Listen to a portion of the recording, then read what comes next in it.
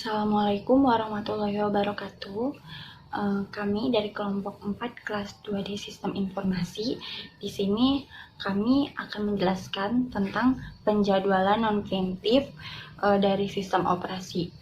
Nah, sebelumnya di sini kami sendiri kelompok 4 beranggotakan dengan 6 orang, yaitu ada Muhammad Faisal, lalu ada Fikri Alfaruk, Septiadi Alamsyah, Siti Noviani, Lia Atika Dewi, dan saya sendiri Elisa Siti Mulyani. Nah, sebelumnya di sini kami akan menjelaskan tentang macam-macam penjadwalan non-preemptif dan juga cara menggunakannya. Di sini ada algoritma FIFO, lalu yang kedua algoritma FIFO juga, lalu yang ketiga ada algoritma SJF, yang keempat ada algoritma SJF juga, dan yang kelima ada algoritma HRN, lalu itu yang terakhir. Nah, di sini sendiri nanti masing-masing dari kami akan menjelaskan tentang penjelasan algoritmanya masing-masing dan juga cara pengerjaannya. Jadi mohon disimak. Assalamualaikum warahmatullahi wabarakatuh. Perkenalkan, nama saya Siti Noviani dari kelompok 4, kelas 2D Sistem Informasi Universitas Bina Bangsa. Di sini saya akan mencari TA, total TA, dan juga rata-rata TA dengan menggunakan algoritma FIFO. Algoritma FIFO itu sendiri merupakan algoritma penjadwalan non-primitif yang tidak berprioritas. Jadi, proses-proses diberi jatah waktu untuk memproses berdasarkan waktu kedatangan.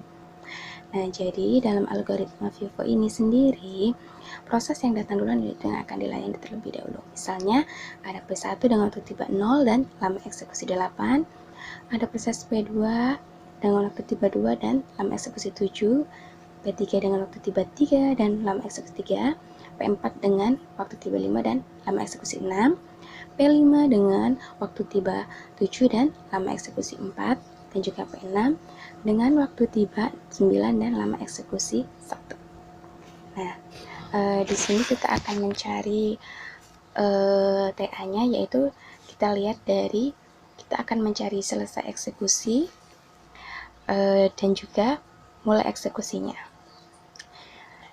Kita lihat dari P1, yaitu mulai eksekusinya kita lihat dari lima eksekusinya, yaitu 0 karena semua itu dimulai dari 0, dan selesai eksekusinya yaitu mulai eksekusi kita kurangi dengan lama eksekusi, yaitu 0 kita kurangi 8, hasilnya 8, dan untuk TA yaitu selesai eksekusi kita kurangi dengan waktu tiba, yaitu 8 kita kurangi 0, hasilnya 8.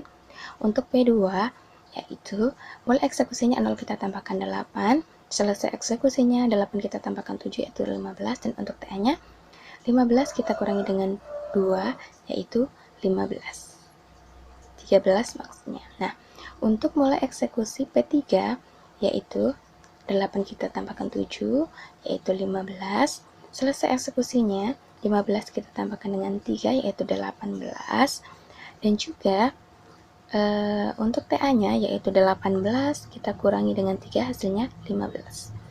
Untuk P4, mulai eksekusinya yaitu 15 kita tambahkan 3, hasilnya 18. Selesai eksekusinya 18 kita tambahkan 6, yaitu 24. Dan untuk TA-nya yaitu 24 kita kurangi 5, hasilnya 19. Untuk P5 mulai eksekusinya yaitu 18 kita tambah 6, hasilnya 24. Dan selesai eksekusinya yaitu mulai eksekusi kita tambahkan lama eksekusi 24 kita tambah 4, yaitu 28. Dan untuk TA-nya yaitu 28 kita kurangi 7, hasilnya 21. Untuk P6 mulai eksekusinya 24 kita tambahkan 4, yaitu 28. Dan selesai eksekusinya 28 kita tambah dengan 1, hasilnya 29. Untuk TA-nya yaitu 29 kita kurangi dengan 9, hasilnya 20. Untuk total TA-nya, semua TA kita jumlahkan, yaitu 8 kita tambah dengan 13, kita tambah dengan 15, kita tambah dengan 19, kita tambah 21, dan kita tambah dengan 20, hasilnya 96. Dan untuk rata-ratanya yaitu 96 kita bagi dengan 6, hasilnya 16. Jadi rata-rata lama waktunya yaitu 16 milidetik. Dan waktu tunggu atau AWT-nya yaitu kita lihat dari mulai eksekusi, 0 kita tambah dengan 8, kita tambah dengan 15, kita tambah dengan 18, kita tambah dengan 24, dan kita tambah dengan 28, hasilnya 92. Dan untuk rata-rata AWT-nya yaitu 92 kita bagi dengan 6 yaitu 15,3 mili-detik. Dan untuk turnaround time atau waktu penyelesaiannya kita lihat dari selesai eksekusi, 8 kita tambah 15, kita tambah dengan 18, kita tambah dengan 24, kita tambah dengan 28, dan kita tambah dengan 29, yaitu hasilnya 122 mili-detik. Dan rata-rata turnaround time-nya yaitu 122 kita bagi 6, yaitu 20,3 mili-detik. Sekian penjelasan dari saya. Wassalamualaikum warahmatullahi wabarakatuh. Assalamualaikum warahmatullahi wabarakatuh. Perkenalkan, nama saya Septiadi Alamsa dari kelompok 4.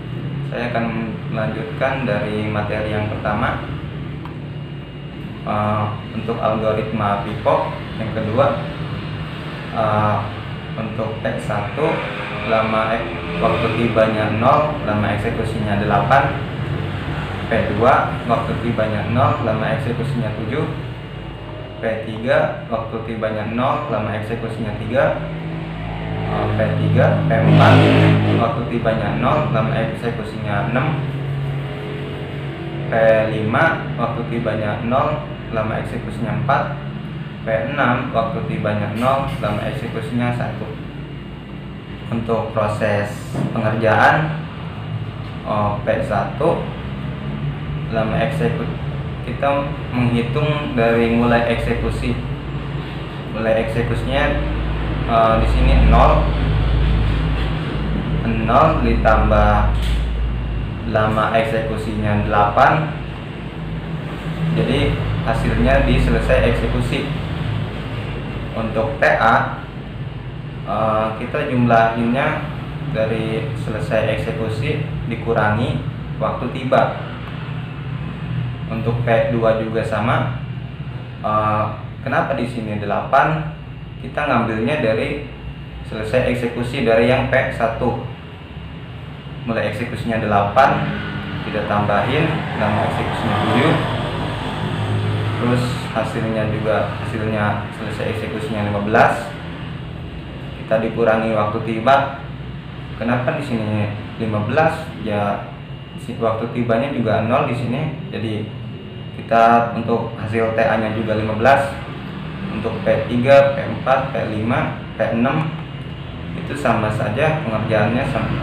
Dari P2 sama P1 tadi saya jelasin. Untuk jumlah TA dari keseluruhan 122, untuk rata-ratanya 20,33.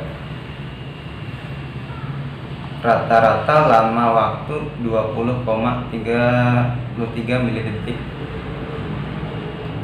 Waktu tunggu AWT kita ngambilnya dari sini mulai eksekusi. 0 tambah 8 tambah 15 tambah 18 tambah 24 tambah 28 sama dengan 93. Rata-rata AWT 93 dibagi 6. Kita 6 ngambil dari prosesnya. Jika prosesnya ada 6, kita bagi 6. Jika prosesnya ada sekian, kita samain aja. Jadi hasilnya 20,33 mili-detik. Dan TA turn on time 8 tambah 15 tambah 18 tambah 24 tambah 28 tambah 29, hasilnya 122. Rata-ratanya 122 sama dengan 20,33 mili-detik. Oke, sekian dari saya. Mohon maaf bila ada kekurangan. Assalamualaikum warahmatullahi wabarakatuh. Assalamualaikum warahmatullahi wabarakatuh. Perkenalkan, nama saya Muhammad Fikri Al-Faruq. Saya dari kelompok 4 MK Sistem Informasi. Di sini saya akan menjelaskan algoritma SJF. Dalam algoritma SJF, waktu terpendek yang diproses terlebih dahulu. Jadi prosesnya kita urutkan dari lama eksekusi yang terpendek, yang terkecil. Misalnya pada P1 dengan waktu tiba 0 dan lama eksekusi 1, dan P2 dengan waktu tiba 2 dan lama eksekusi 4. P3 dengan waktu tiba 3 dan lama eksekusi 6. P4 dengan waktu tiba 5 dan lama eksekusi 3. P5 dengan waktu tiba 7 dan lama eksekusi 7. P6 dengan waktu tiba 9 dan lama eksekusi 8. Di sini kita akan mencari mulai eksekusi dan selesai eksekusi. Kita lihat dari lama eksekusinya. Pertama, kita mulai dari 0. Karena mulai eksekusinya pertama pasti kita dari 0.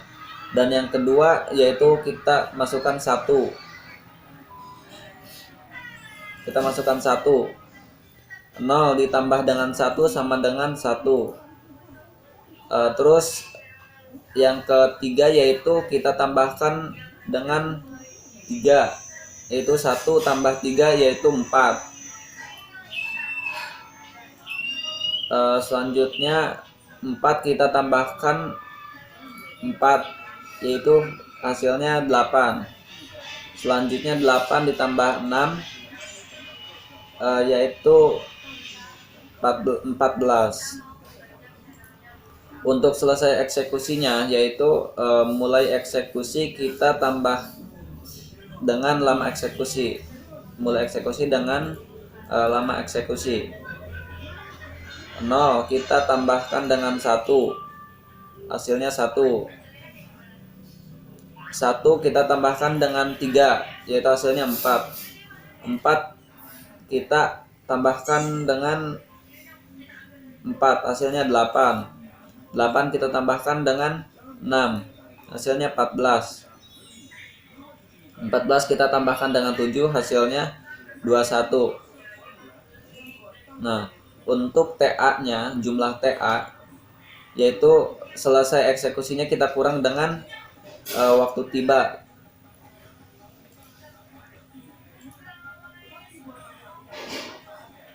Dengan waktu tiba, yaitu 1 dikurangi sama dengan 0, hasilnya 1. 4 dikurangi 5 sama dengan minus 1. 8 dikurangi 2 sama dengan 6. 14 dikurangi 3 sama dengan 11. 21 dikurangi 7 sama dengan 14. Untuk jumlah TA-nya, yaitu dari semua TA kita jumlahkan,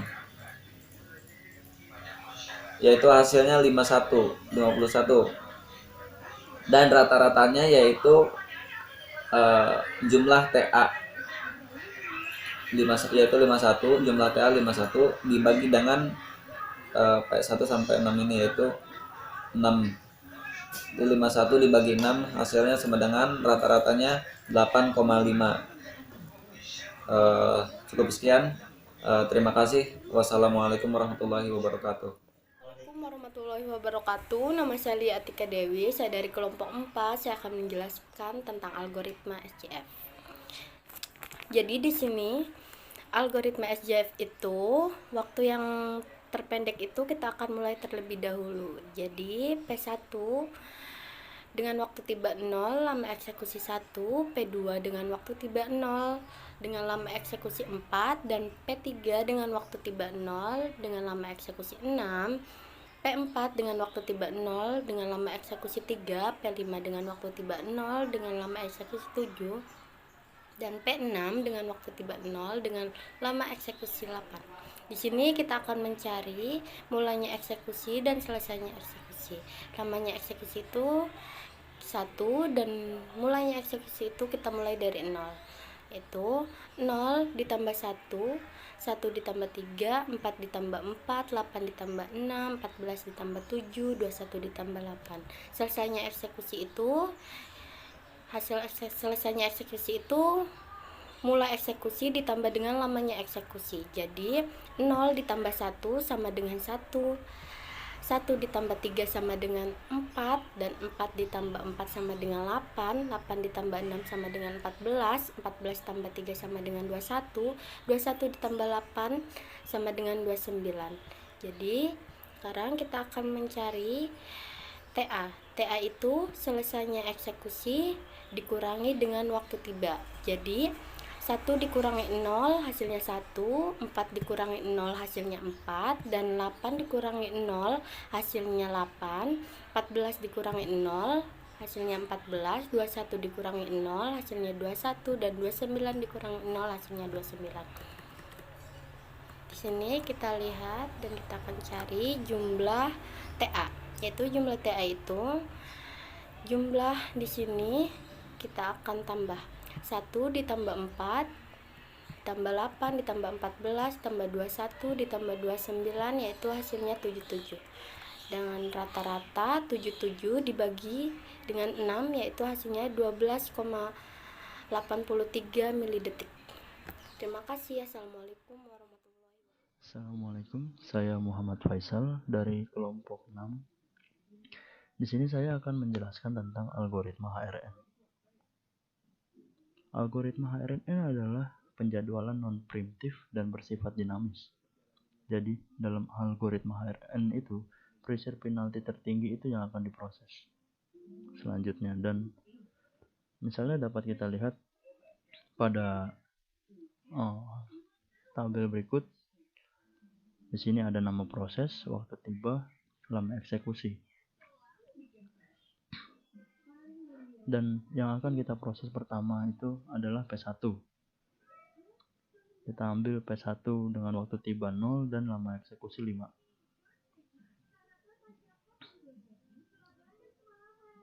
Sebelumnya saya akan menjelaskan tentang bagaimana cara mendapatkan nilai dari mulai eksekusi dan selesai eksekusi dan TA. Mulai eksekusi sama dengan waktu tiba, jadi mulai eksekusi itu diambil dari nilai waktu tiba pada proses pertama ini. Selesai eksekusi sama dengan mulai eksekusi ditambah lama eksekusi yang menjadi 5. Selesai eksekusi sama dengan mulai eksekusi tambah lama eksekusi sama dengan 5. Dan nilai TA sama dengan selesai eksekusi dikurangi waktu tiba.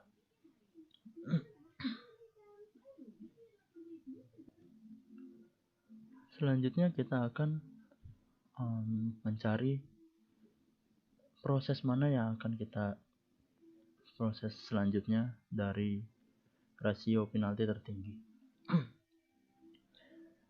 Di sini ada waktu sia-sia dan rasio penalti. Waktu sia-sia kita dapat dari selesai eksekusi P1 dikurangi waktu tiba masing-masing proses. P2 ada 4, P3 3, dan seterusnya. Sedangkan rasio penalti itu kita dapat dari waktu sia-sia ditambah lama eksekusi masing-masing proses dibagi lama eksekusi masing-masing proses. Yang mana kita sudah dapatkan hasilnya di sini. Dan kita dapat mengetahui rasio penalti tertinggi adalah P2. Karena ada 2 di sini, ada 2 yang bernilai 2. Jadi kita ambil dari proses terkecil yaitu P2.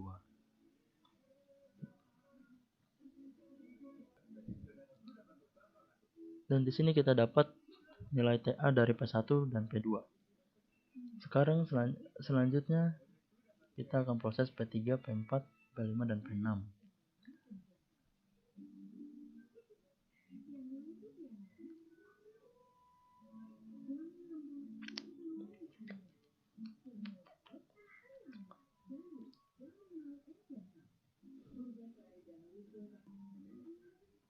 Ya, kita cari proses mana yang akan kita proses selanjutnya dengan mencari rasio penalti yang tertinggi.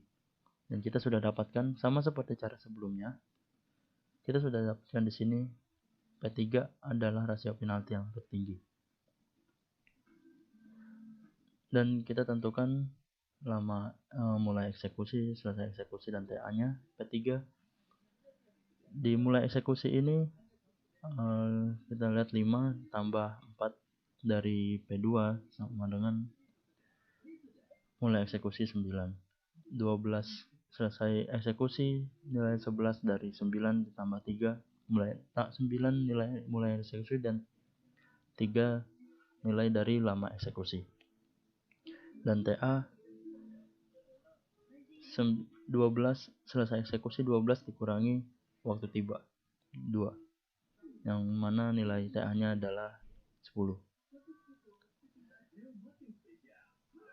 Dan selanjutnya kita mencari sama seperti cara sebelumnya, masih mencari nilai rasio penalti tertinggi. Kita sudah temukan di sini P6 dengan cara yang sama seperti sebelumnya. P6. Selanjutnya rasio penalti tertinggi di sini ada P4. Dan kita sudah dapat menemukan semua nilai TA-nya. Ini adalah jumlah dari semua proses. Jumlah nilai TA dari semua proses 78. Dan kita dapat menemukan nilai rata-rata yaitu 13 dari 78 dibagi 5 proses, yang mana rata-ratanya adalah 13, sama dengan 13 di sini adalah 13 milidetik. Ya, begitu saja. Nah, itu dia sedikit penjelasan dari kami. Mohon maaf bila ada kesalahan dan kekurangannya.